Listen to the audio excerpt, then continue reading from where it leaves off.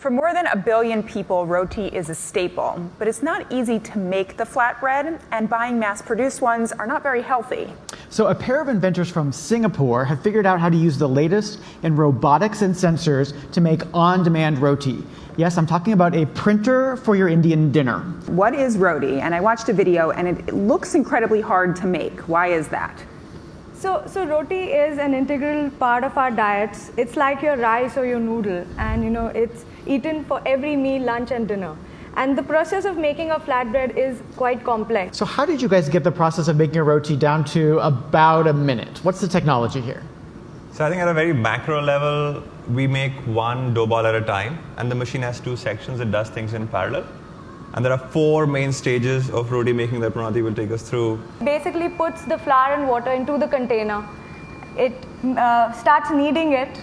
So roti making is not just a science, it's also a lot of art in it, because when you're mixing flour and water together, you will never know what's the right consistency. Right. There's algorithm that runs in the background that makes sure that it's always consistent, and if it is not, then it auto-corrects while it's making the dough ball. So you've replaced your mother's recipe with an algorithm. Yeah, we try very hard, absolutely. Then it moves to a pressing system where it then uses 200 kilograms of force to press it into a nice round flat disc. Of 1.5 millimeter. That's really, really thin. A 1.5 millimeter thickness, even pressing happens.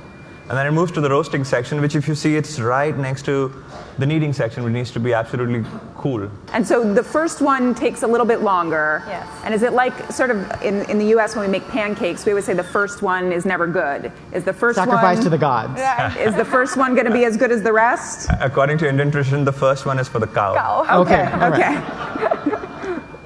It's got 15 sensors.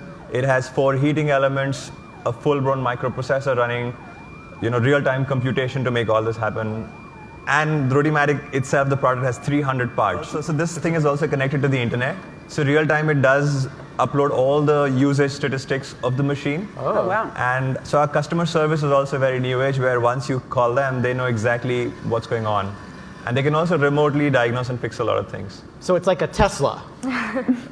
Tesla of the kitchen. Where's all this heading? I mean, do you guys see a future where we're all going to have robots in our homes that are going to, for every dish? Yeah. Or what's the idea with this kind of machine?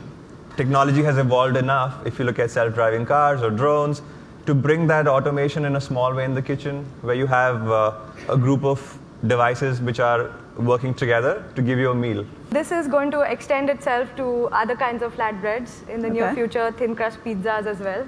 You're talking to Americans now. Okay.